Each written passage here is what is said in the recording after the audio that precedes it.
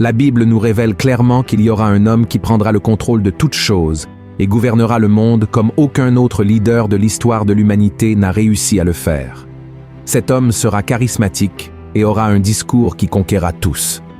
Son pouvoir de persuasion convaincra les habitants de la terre que, entre ses mains, tous les problèmes des nations seront enfin résolus. La vérité est que le monde n'a jamais vu quelqu'un d'aussi puissant, influent et intelligent que cet homme. Et cela se produira pour une seule raison. Il détiendra entre ses mains le pouvoir venant directement de l'ennemi de nos âmes, Satan. Voyez ce que dit la Bible à son sujet dans la deuxième épître aux Thessaloniciens, chapitre 2. L'apparition de cet impie se fera par la puissance de Satan avec toutes sortes de miracles, de signes et de prodiges mensongers, et avec toutes les séductions de l'iniquité pour ceux qui périssent, parce qu'ils n'ont pas reçu l'amour de la vérité pour être sauvés. Et qui est cet homme? Je te demande, c'est l'Antéchrist, l'être maléfique qui s'élèvera contre Dieu et s'exaltera au-dessus de toute chose, jusqu'à s'asseoir dans le sanctuaire du Seigneur et affirmer qu'il est lui-même Dieu. Et il fera tout cela parce qu'il désire la même chose que le diable a toujours désiré, occuper la place du Dieu très haut. C'est ainsi que cela est écrit dans le livre d'Ésaïe, chapitre 14. Te voilà tombé du ciel, astre brillant, fils de l'aurore. Tu es abattu à terre, toi, le vainqueur des nations. Tu disais en ton cœur, je monterai au ciel, j'élèverai mon trône au-dessus des étoiles de Dieu. Je m'assiérai sur la montagne de l'assemblée, à l'extrémité du septentrion. Je monterai sur le sommet des nues, je serai semblable au Très-Haut. Et la question qui se pose est la suivante. Quand l'Antéchrist viendra-t-il sur terre? Est-ce qu'il est déjà né? Attend-il simplement que les prophéties bibliques se réalisent pour être annoncé comme celui qui sauvera le monde? C'est précisément sur cette question que nous allons traiter dans cette vidéo.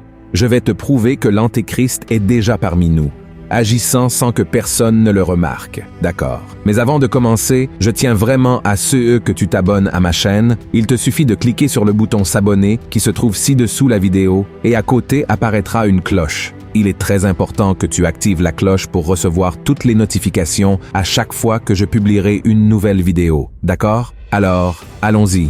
Le Nouveau Testament nous raconte que Satan a tenté Jésus à 3 moments différents pendant que le Seigneur jeûnait dans le désert, se préparant à assumer son ministère sur terre.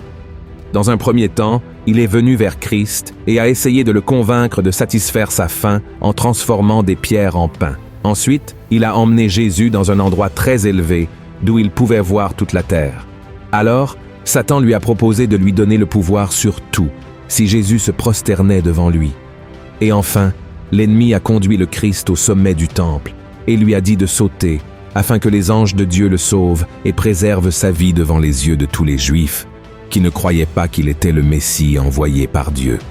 Frères et sœurs, remarquez quelque chose dans ces 3 situations. Dans chacune d'elles, Satan a offert des choses bonnes à Jésus, mais en échange, il voulait adoration et désobéissance à la parole de Dieu. Et c'est exactement la même chose qu'il fait avec nous aujourd'hui. Le diable nous offre tout ce qui est bon et plaisant à nos yeux charnels, mais en échange, il veut que nous arrêtions de prier et de chercher Dieu. C'est précisément ce que l'Antéchrist voudra que le monde fasse après qu'il aura été annoncé à tous les habitants de la terre.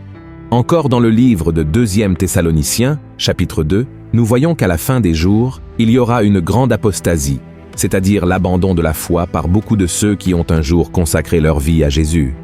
Ils serviront le diable même sans s'en rendre compte, donnant à l'Antéchrist tout le contrôle sur leur vie. Vois ce que dit la parole du Seigneur.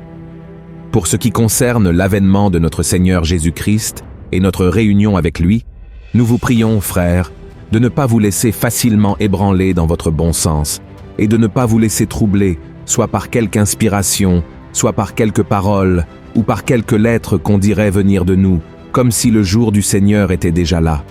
Que personne ne vous séduise d'aucune manière, car il faut que l'apostasie soit arrivée auparavant, et qu'on ait vu paraître l'homme du péché, le fils de la perdition, l'adversaire qui s'élève au-dessus de tout ce qu'on appelle Dieu ou de ce qu'on adore, jusqu'à s'asseoir dans le temple de Dieu, se proclamant lui-même Dieu. Notez que ce passage mentionne que l'Antéchrist s'assiera dans le sanctuaire de Dieu et s'autoproclamera Dieu. En raison de cela, les érudits de la Bible, principalement ceux qui se penchent sur la fin des temps, croient que cela fait référence au troisième temple qui sera construit à Jérusalem, exactement à l'endroit où le temple de Salomon a été érigé, et cette construction deviendra réalité. Certains disent même que les gouvernements d'Israël et de la Palestine ont déjà entamé des négociations pour la construction future de ce temple qui abriterait les religieux des deux peuples, et selon les prophéties, serait pris par l'Antéchrist. Cependant, mes frères, je tiens à attirer votre attention sur quelque chose, et pour cela, je souhaite lire avec vous un passage de 1 Corinthiens, chapitre 6, qui dit ainsi: « Ne savez-vous pas que votre corps est le temple du Saint-Esprit qui est en vous, que vous avez reçu de Dieu, et que vous ne vous appartenez point à vous-même, car vous avez été rachetés à un grand prix.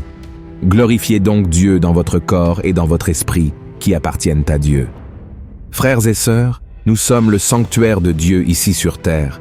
L'Antéchrist n'a pas encore été annoncé, mais il est déjà assis sur les cœurs des êtres humains, les contrôlant et s'auto-proclamant le Dieu de leur vie. Beaucoup voient encore l'avènement de l'Antéchrist comme quelque chose de futur, mais non, il est déjà parmi nous.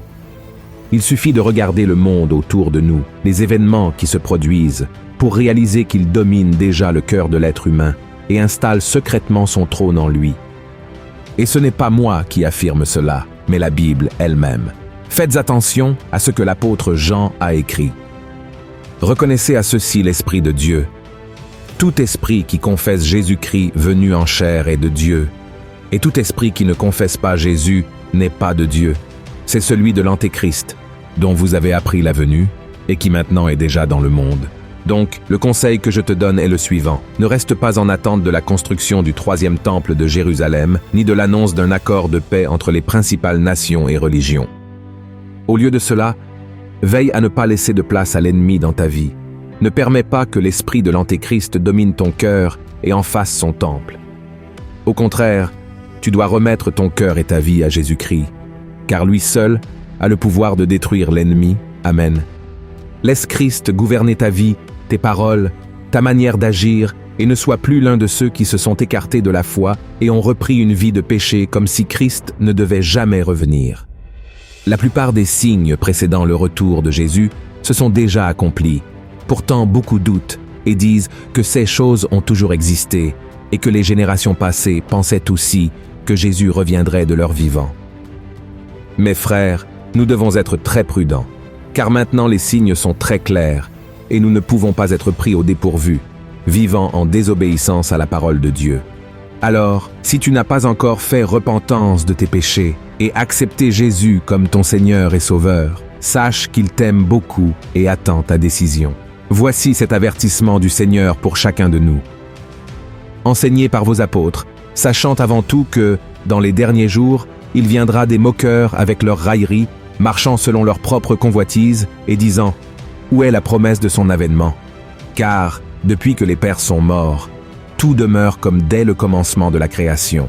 Ils veulent ignorer, en effet, que des cieux existèrent autrefois par la parole de Dieu, de même qu'une terre tirée de l'eau et formée au moyen de l'eau, et que par ces choses le monde d'alors périt, submergé par l'eau, tandis que, par la même parole, les cieux et la terre d'à présent sont gardés et réservés pour le feu, pour le jour du jugement et de la ruine des hommes impies. Mais il est une chose, bien-aimés, que vous ne devez pas ignorer, c'est que, devant le Seigneur, un jour est comme 1000 ans, et 1000 ans sont comme un jour. Le Seigneur ne tarde pas dans l'accomplissement de la promesse, comme quelques-uns le croient, mais il use de patience envers vous, ne voulant pas qu'aucun périsse, mais voulant que tous arrivent à la repentance. Le jour du Seigneur viendra comme un voleur. En ce jour, les cieux passeront avec fracas, les éléments embrasés se dissoudront, et la terre avec les œuvres qu'elle renferme sera consumée. Puisque donc toutes ces choses doivent se dissoudre, quelles ne doivent pas être la sainteté de votre conduite et votre piété, tandis que vous attendez et hâtez l'avènement du jour de Dieu, à cause duquel les cieux enflammés se dissoudront et les éléments embrasés se fondront. Amen. Si vous avez aimé ce message, je vous prie de le partager sur WhatsApp, sur Facebook. Propageons la parole de Dieu et n'oubliez pas de vous abonner à ma chaîne. Que Dieu vous bénisse, je vous attends dans la prochaine vidéo.